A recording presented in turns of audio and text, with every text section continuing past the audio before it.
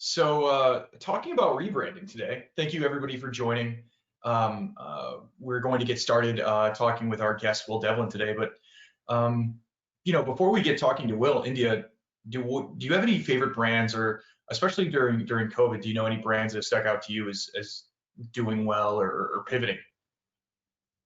No, but do you feel like you rebranded when you went to college, like from high school?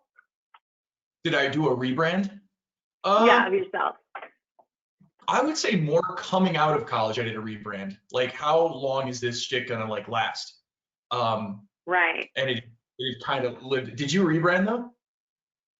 Yeah, I went from full on sports mode, crazy about my academics, to being like, I think I'm gonna relax a little bit. Yeah, they do say that the college is when academics matter less, so you should really just kind of take it easy. I think that's what they say. Yeah, that's what I took from the transition from high school to college. I was like, this is definitely going to be the best thing to possibly do. We do all have our personal rebrands, but more to the point, today we will be discussing a specific rebrand that MessageGears went through with Will Devlin. Welcome to the show, Will Devlin. How are you? Hey guys, I'm great. How are you guys? Am I in the right spot? Okay. It feels like you're not in the right spot, but we're happy to have you here. We're happy. Okay. Well, I just dropped in. I heard people talking. So Will, in so few words, tell us who you are and what you do at MessageGears.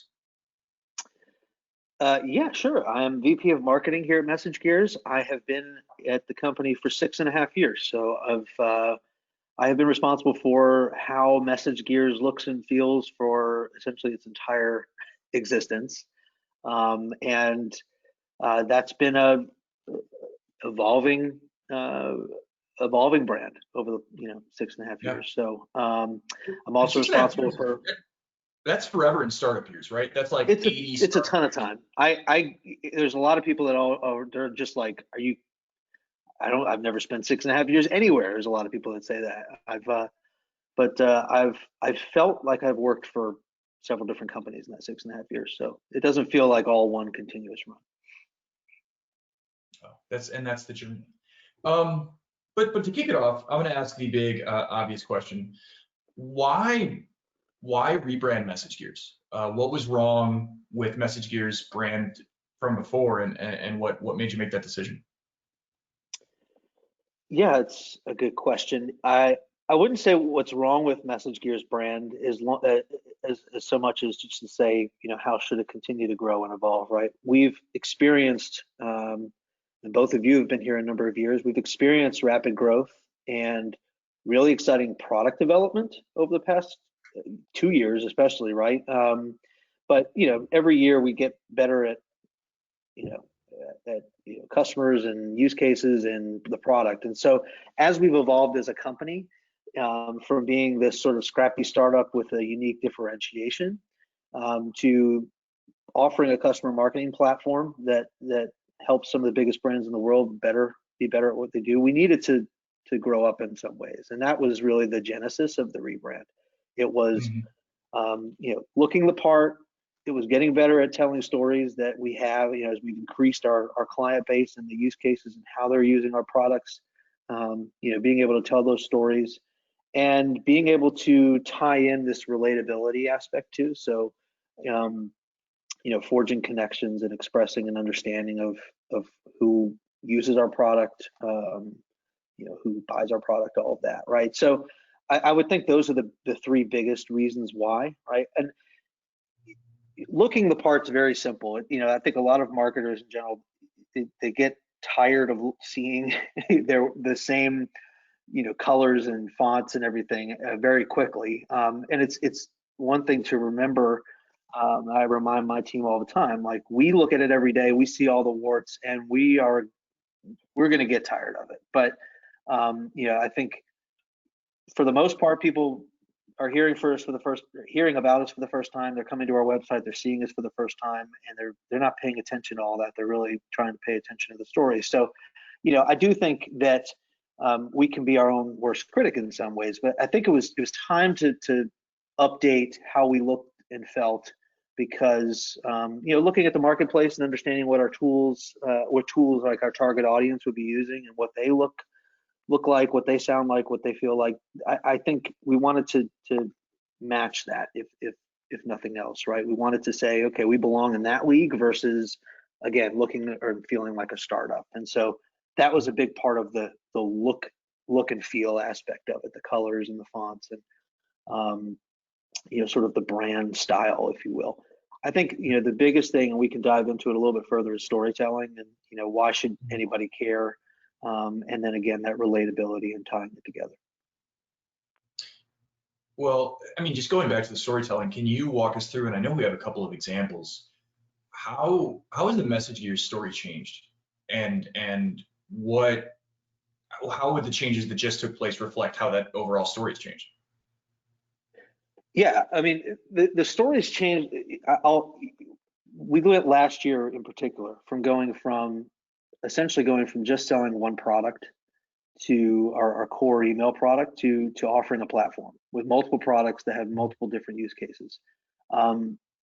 And I think we've also learned as our platform has evolved, we've learned from new customers that have come on board, like how they're using it. And I think that's one of the best ways to understand, okay, maybe that was a use case we knew was possible. We didn't realize how successful that could make somebody's business or the other possibilities it could open up. So we went from really talking a couple of years ago, and you're seeing an example here of where we were maybe 3 years ago, of really honing in on we're an email solution for enterprise. We're a data first email solution for enterprise. There's a lot of words that don't say anything, except for email solution.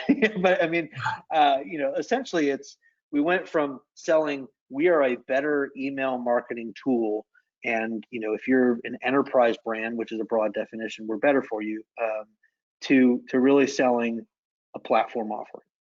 That email is a component of it, and cross-channel is a component of it, but it's really a little bit more about how we utilize the data. What does data first mean? This was the most recent iteration before the rebrand, but you can see sort of the baby steps in talking in telling the platform story here, and going from a very email focused message into, look, we connect directly to your data, and that's what makes it better. With that, we have this platform, these opportunities. The segment MessageEngage headline here is a play on our actual product name. So our products are named MessageGears Segment, MessageGears Message, and MessageGears Engage. But that's also what they're enabling you to do.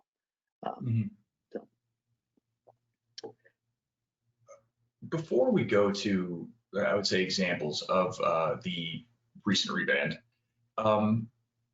and maybe we should want to jump into that. But my question is, how do you know how much to invest in a rebrand? What it's worth, and because we could, I'm sure you could throw all the money in the world at it and get a nice website, but how do you determine worth there? Yeah, I mean, I think it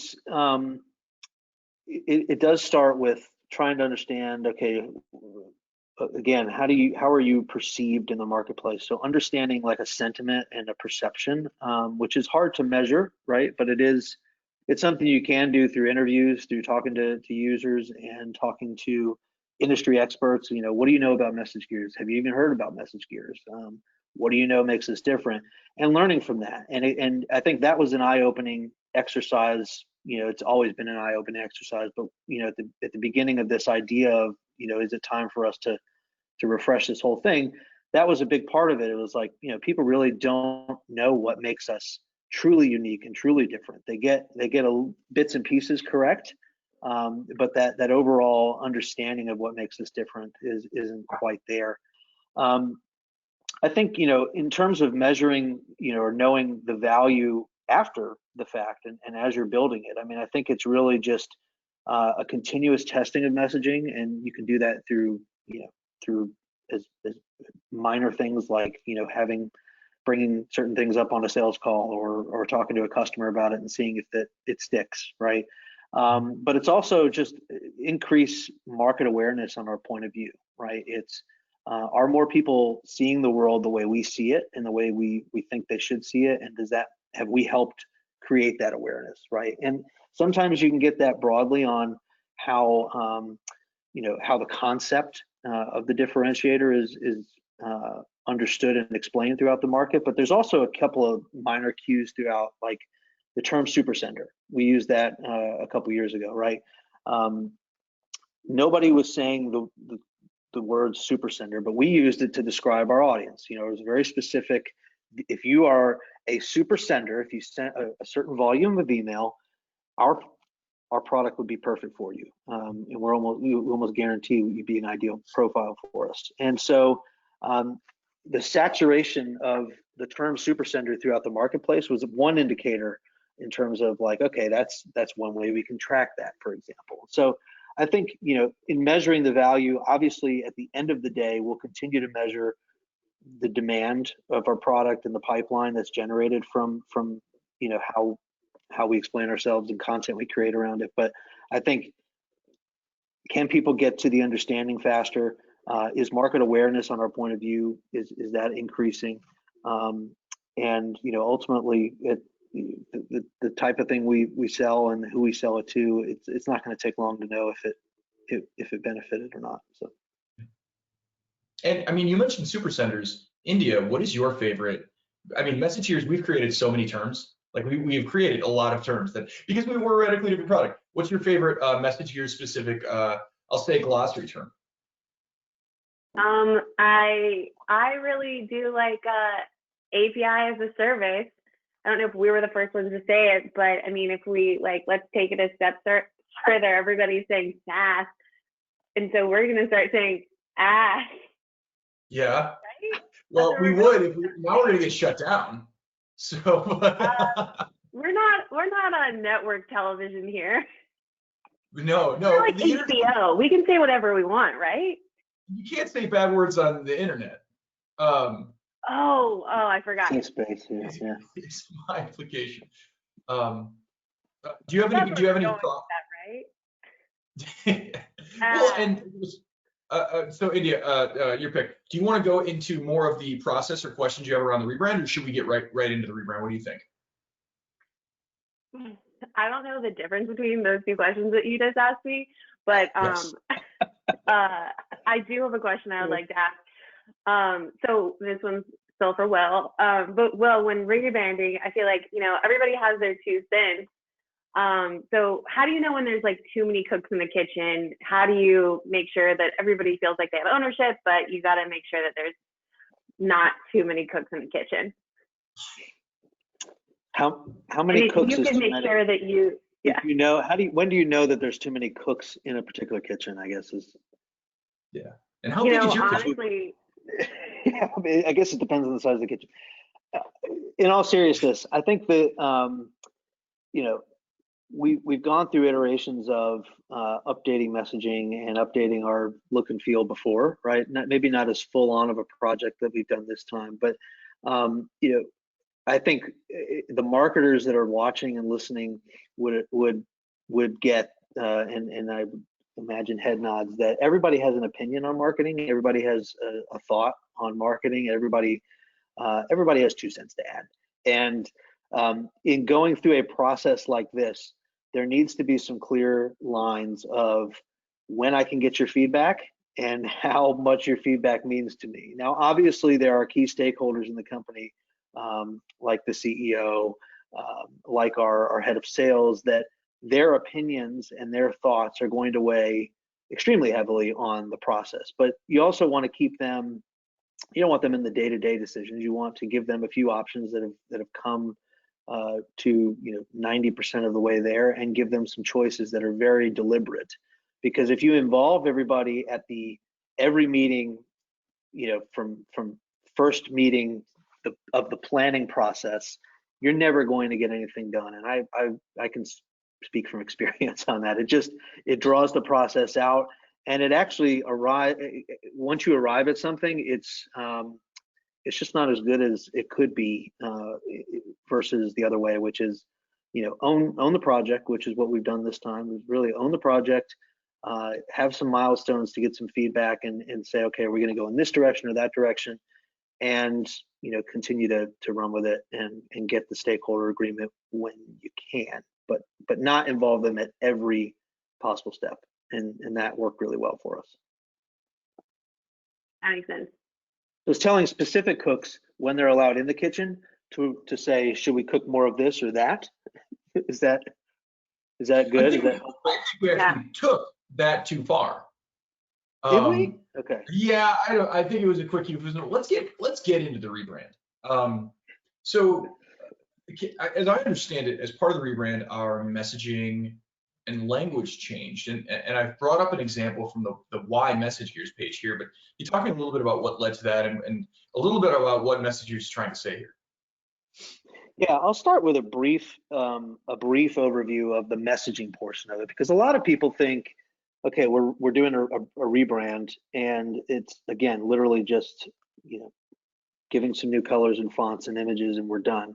But there was a major component of revamping the messaging, how we say it, what we're saying, and one of the biggest things that we introduced this go round was something called FAB, which is features, advantages, and benefits. It's a framework for messaging, and it was a framework that was laid to ensure that we're tying our story to our users, our stakeholders, and our buyers. So historically, and I think a lot of marketers do really, a good job at talking about themselves or their companies, right? And we did a good job historically at MessageGears of talking about ourselves in terms of features and advantages, but we never did a terrific job or a consistent job, I'll say, at tying in the benefits of what that does and describing real world examples. And so what that means is, in that framework that we introduced on the messaging side, is instead of only saying that we provide direct data access, which is a feature,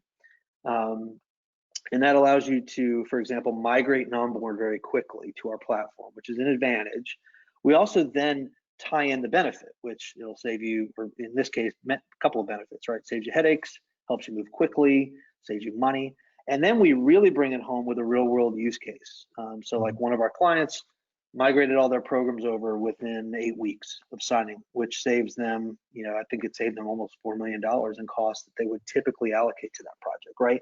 That's a major, like, if we only stopped at, hey, direct data access allows you to migrate and onboard quickly, you're putting the onus on the reader to sort of tell them what the benefit is. Put that together and like finish that. Put it together, right? And so it's like, no, like, actually this could save you a ton of money, help you move faster, and it's not a headache at all. If you're worried about that, we'll take that off the table. And there's other examples of that. So I know it sounds very simple, but that messaging framework is very deliberate and purposeful and necessary foundational work that we then layered in some specifics that map to who we are as a company. And then the other exercise that we added in was a voice and tone thing, which is you're seeing a little bit of the results of both of those, that messaging framework and that somewhat of a very confident tone of voice to do this. And so this is what you're seeing here, is this new page that we introduced called Why MessageGears. And the actual charge for this page, the genesis of it was from you, Nick. So I see why you put this up here.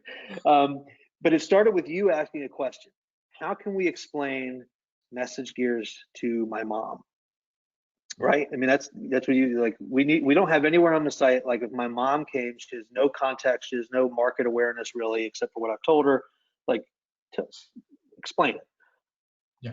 And so that's where we've landed here. This is very much a why should you care message for visitors. One of the things that as a marketer, I understand, I mean, there's thousands and thousands of tech providers out there, and they all kind of say the same thing or sound alike, right? And this is our place to establish, like, okay, like, why should you care? Why should you give us another 10 seconds of your life to learn about what we do? And this is what I really love about this, is you can see some of the influence of the exercise that we went through on the messaging. You can also see the influence of the tone of voice, and we're able to establish our worldview as a company here. We believe, for example, right here in the headline, technology should liberate you, not limit, right? And more often than not, the tools that we're using as marketers make us fit into their boxes, and MessageGears really turns that on its head, right? And we also established this battlefield on this page as well, where we go after the legacy tools that marketers are very familiar with and what I'll call safely stuck with as users, So like they might not love their vendor, and most often they actually don't love their vendor, they hate their vendor, but they also know that they're, nobody up the chain is going to fault them or question why you're using a household name like I'll drop a few, Salesforce Marketing Cloud or Oracle. So this gives us a chance to say, look, those things actually hold you back, you and your company. The way they do things is the way that they've been done for 15 or 20 years. And so much has happened in 15 or 20 years, just technologically, in data collection, and in what we expect as consumers. So this forum here, this page, gives us the place to get that across. We're radically different, and you're going to need, as a enterprise marketer, as a super sender, you need something radically different. India, did you ever run into that problem where like friends or family would ask you, be like, oh, what does your company do? And yeah, all the time. And did I point them? Are you asking if I pointed them to this page on the website and no, they what was your answer before this page? What was your answer before this page? I would say, that ad at the end of like NPR things that you listen to, and they're like powered by MailChimp? I'm like, do you know what they do? And then they were like, no. And so then I was like, oh man. And then I would give them like a really quick spiel. So, but it would always involve NPR for some reason. Yeah, you always go back to that, which I find so strange. Yeah, we'll loop it in again. Yeah, well, I think you already did. Okay. But the last thing I want to go to, Will, at least discussing this rebrand, the idea of this customer marketing platform. Can you tell me a little bit of where that came from, and why you landed there? Yeah, I mentioned earlier, we went from just selling one product, the email product or the cross-channel product, to being a platform offering with multiple products for different use cases. We wanted to echo the product evolution, the product development philosophy here, which is really fundamentally asking the question, look, we allow you to connect to your data wherever your data is already and be able to use all of that instantaneously from the source, right? No matter what format it's in or whatever. So what can we develop to help marketers be better with that? And that's really where we wanted to arrive here. Is like, what are our customers trying to do? They're trying to market to their customers. And so what we do is offer this customer marketing platform. And what we wanted to make it very clear is that, we're making your life easier by connecting directly to that data and letting you create audiences and campaigns right off of it. But then we also want to introduce the individual components and the concepts of the product so that you can dive in further. So, audience segmentation and activation. If you want to send dynamic segments to different destinations, check, we have that. Cross-channel orchestration, you want hyper-personalized emails and mobile messaging at scale, check, we have a tool for that. Real-time marketing opportunities, so you can be able to create compelling messaging at precisely the right moment, check, we have that. And so the platform overview is a way for us to say, look, this customer marketing platform concept is something where you may be interested in only one component of it, and that's totally fine. But what we're here to provide is a suite of tools that really are meant to work together to make you better and to make action of the data that you now have access to that you couldn't access before. I mean, it's reminiscent of 2011's ad campaign. We've got an app for that by the tech company Apple. I'm sorry, what company? Yeah, many people are familiar. Yeah. India, any other questions for Will before we get into our lightning round? I prefer to save them for the lightning round. Okay. All right. So kick us off with the lightning round. What is the lightning round? What are we doing? I'll start, and then and then you'll go, and then we'll go back to me. Sure. Will, we'll start with some that you've heard before, but they're going to be quick. Answer quick. We've only got 6 minutes. Okay. Why did we not rebrand in pink? For real though, I would have loved it. Pink would be memorable. Pink is very aggressive, and pink is not a calm color, and we want to exude calm and confidence. So Yeah, So weird that that's my answer. you hired me then. Yeah. I don't know. You got plans behind Did I do that? I didn't. Oh, you. Will, question for you. Least favorite part of this rebrand? Oh my gosh. I think the waiting for me. So like, this thing it wasn't an overnight thing, right? I think we started putting the framework together and discussing sort of action items in Q2 of last year, and it launched in December, right? And we kind of unveiled it to the world. And in some ways that was, I don't know if we could have tightened that very much, like looking back, but I think for me it was like, okay, we got off our first call talking about it, like let's see some stuff, like let's see what we could look like and what we could sound like, and it just doesn't happen that quickly. Yeah, I think the waiting was really tough for me. what was the like final straw that broke the camel's back? Like that where you were like, okay, we've got to rebrand.